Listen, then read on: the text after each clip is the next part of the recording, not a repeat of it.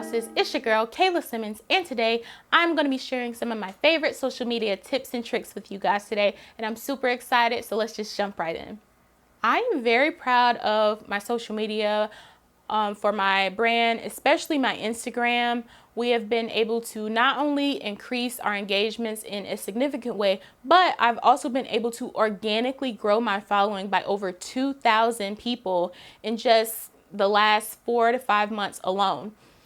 Honestly, probably by the time you see this, you will probably be past 4,000. I'm speaking that into existence right now. We're just under 3,000. It's currently June 22nd when I'm filming this. By the time you see this, I believe it'll be the end of July or beginning of August, so we'll definitely have 4,000 by then, which I think is amazing. It may not mean a lot to some people, but it does to me, just because we've been able to do it organically, and as my following has increased, so has my engagement. And a lot of people can't say that. A lot of people have high followers or a lot of followers, but their engagement rates are just crap. So I'm really proud of building this community, because that's what it's become. A lot of people that are interacting, they're repeats, they comment on many of my posts. And so I feel like, I have a little bit of credibility to talk about it, because I've been able to grow my brand. Just for a lot of you fellow small business owners, a lot of small brand owners looking to increase your social media presence or create a community, it's not all about the numbers, you guys, when it comes to following, because if those followers are not converting into customers, it really don't matter. So just stay tuned for what I have to share with you today, because it's going to be some good tips. So tip number 1 is to figure out a theme. Now, my theme, if you go on my page, I might pop some videos. I might pop some screenshots up here. I don't know. Depends on how I'm feeling. But my theme is quotes, graphics, and images. And I post 3 times a day, consistent, round the clock, like clockwork, honey. So I post 3 times a day. I post at 9 a.m., 1 p.m., and 6 p.m. Now that's probably going to change a little bit. It will change after I launch this YouTube channel, because the times that I usually post my blogs at 1 o'clock on Tuesdays, Thursdays, and Saturdays. So the times for when I upload my YouTube videos on Sundays and Wednesdays will be different. On Sundays, I upload at 11, and on Wednesdays, I upload at 3 p.m. So those time slots will replace the 1 o'clock slot on those days. But for the most part, that's kind of the gist of what I do, just to kind of hit the morning, the afternoon, and the evening. And so, I'm experimenting. It's working for me right now as I go trial and error. That's the main thing. It's all about trial and error. And I've narrowed it down to those 3 things, just because those always get good quotes. Quotes are always a good way to start off with. For me, find quotes that I genuinely like on Pinterest, or I may think of them myself. It may be from one of my blog posts. It may be something I said here. So it really just is a variety. And I used to use, you guys saw a few weeks ago, or whenever I talked about the Canva stuff, how I fell off from doing the quotes on there. But now I'm back using Canva. It's working well for me. I'm so in love with it. I've fallen all in love all over again. And so that's the theme that I use for that. I find them on Pinterest. Always fact check your quotes, you guys. Please fact check your quotes, and don't just post random stuff up there. Like, make sure that it really resonates with you and your audience, because that's how you're going to get that high engagement and those likes, okay? So that's what I do for that. Regarding my graphics, I always come up with those. I remember in the beginning, before I was doing my own graphics, I used to repost a lot of other ones. And I remember I posted this one. I can't remember. I'll post a screenshot up here. I can't remember which page it was from, but it was like a this or that thing. And it was, when it comes to chicken, it was flats versus drums. Of course, flats are superior. So that won by a long shot, but the engagement was crazy. And so I was like, oh, okay. And so I kind of took note of that, and I was like, well, maybe I should start asking questions, like that, to kind of get more engagement. And so one of the graphics that I do, I alternate. Half every other day I'll post like a this or that, and it may be something to do with like a food preference, like pizza or pasta. It may be a season like summer or winter. It may be, you know, Android or iPhone, you know what I mean? Something like that.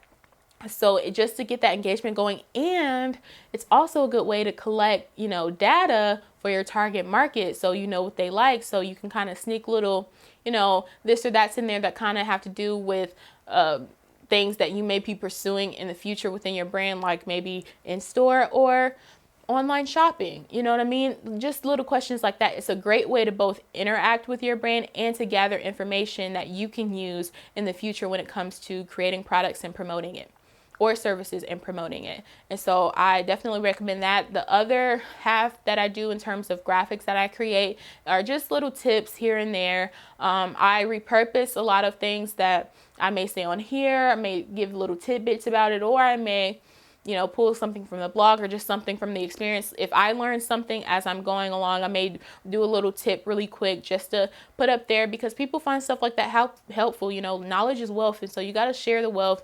You don't have to worry about giving away too much. You know, don't put a whole essay on there like I said in the video talking about graphics, but you know, just put a little sentence or something, a cute little tip or you know, piece of advice, and put a nice graphic on there. I use Canva for that as well. I'm talking about this Canva video so much, I might as well just plug it up here. I'll attach it at the top. But yeah, so make sure to check that video out, because I really go dive deep on the graphics and how I do that and things. But yeah, so that's what I do for my graphics. And then for my images, of course, it's a Black female brand, so I use Black women. That's how I operate. I use high quality pictures. I think the thing with that is just to, you know, make sure that you always tag the people that you use. Of course, if you're using royalty-free images, like the stuff that I use for my blogs and stuff, I don't tag them because they're royalty-free, so I don't know where the original source is or who the people are.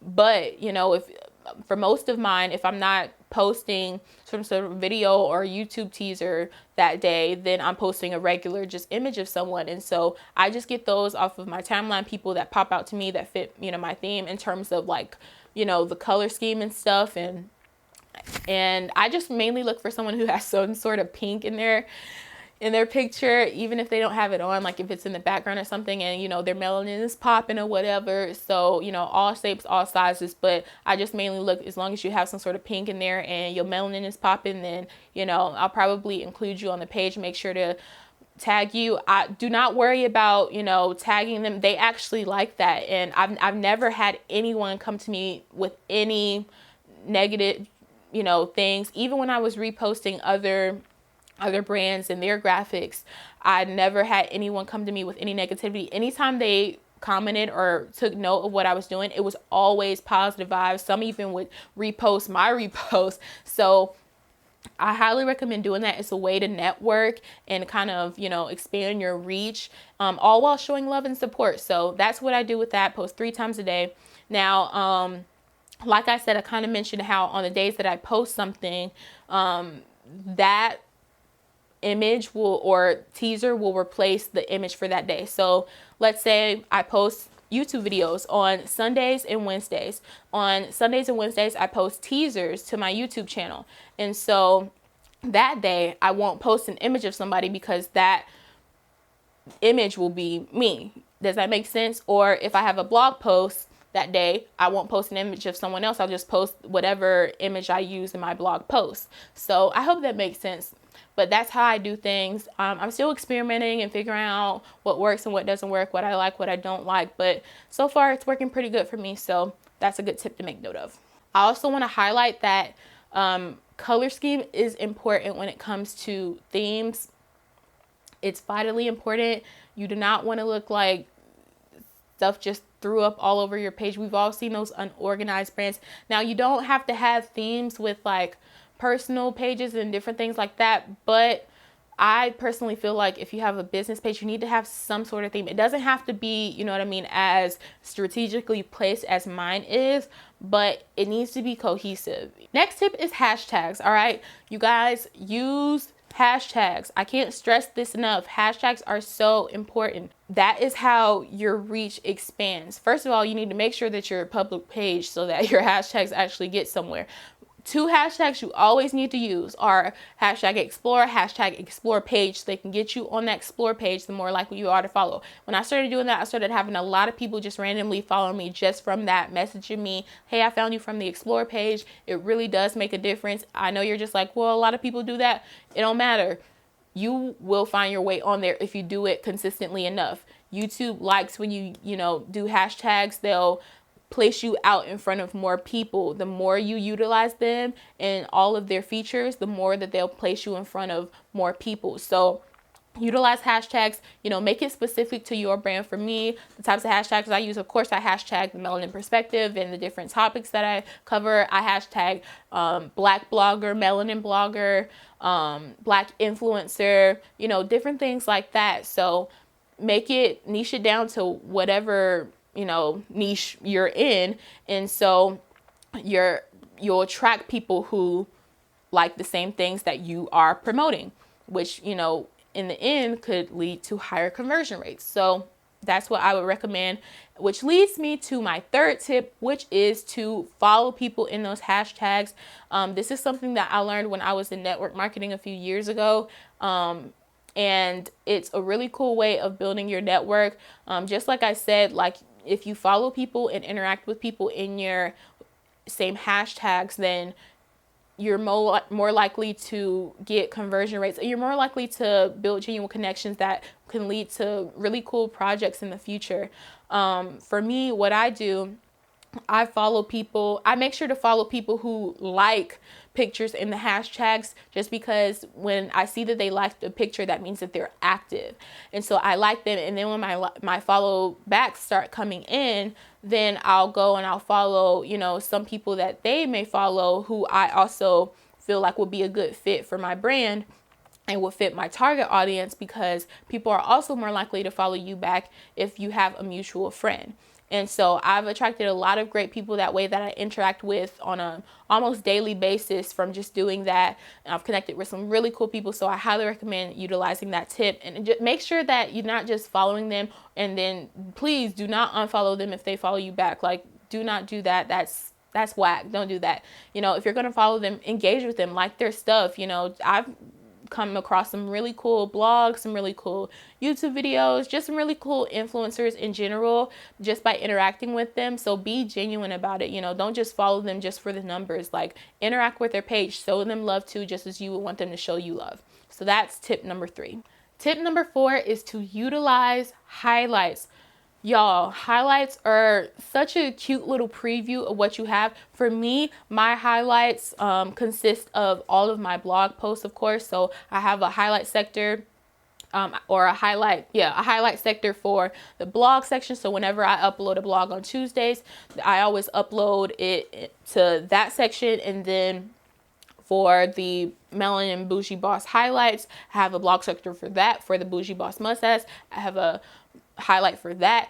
And then for the YouTube channel, anytime I upload to YouTube, I have a highlight for that. And it's just a cute little snippet of people to go through and kind of see the type of content that you're doing, because I always make sure to include the titles of the blog posts and the videos in the actual highlight, so they know what the name is, because obviously the link for that particular one isn't always going to be up, but they at least know the name, so it can kind of intrigue them a little bit to actually go on the website and search it out. You know what I mean? So definitely utilize that. Make it cute. You don't have to do a screen cover like how I do it, but just make sure it looks cohesive, make sure it looks neat. So I highly recommend doing that. It's a great way to give a little preview to new followers about what you're all about.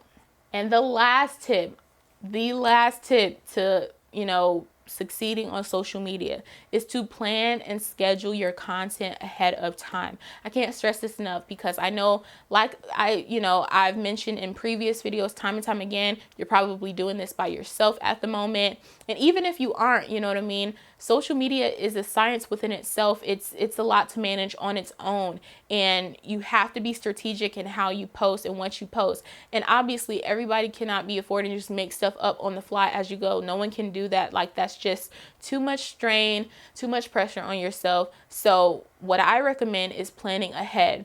I do have the Planoly app where you can like schedule your posts and tag people and do all that cool stuff.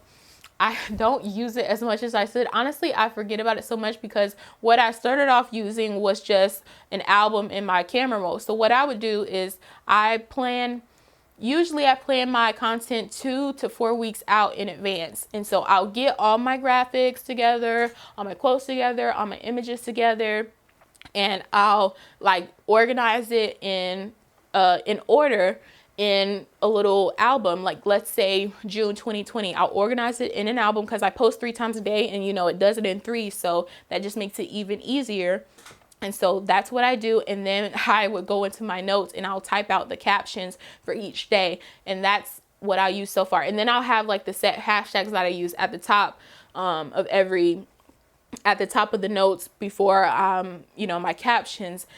That's what I've been doing most of the time. I need to start utilizing Planoly more because I know it will make it even easier, but it's just I've gotten into the habit of doing that, so it's hard to break away from it. But that's what I do. I am going to be doing a content scheduling video soon. I can't remember exactly when, within the next few weeks or months, I believe, but it'll be coming soon because, you know, I'm about it with the content planning. Like, no one can plan content like me, okay? And I say that with all the confidence in the world, you know, not on no cocky stuff, but, you know, I really am about that life, you know what I'm saying? So that video will be coming, but I just wanted to give you a tidbit here in terms of tips. Make sure you plan ahead and post ahead because life happens and you're not always going to remember or be able to just think of cool stuff to post on the fly. Like, you have to be strategic in what you post because that is a form of marketing, and it's vital that what you post on there is key, you know, and it coincides with what you are doing in terms of like the content that you're producing. It has to coincide. So I highly recommend getting like Planoly or some sort of scheduling app, or, you know, you do the ghetto way like me, but you know, either way, plan it out somewhere, girl. Okay. So I hope you guys enjoyed this video. Please make sure to like and comment down below. Also make sure to hit that subscribe button and the bell next to it to be notified. I love you so much, Bougie Bosses, and I will see you next time. Bye.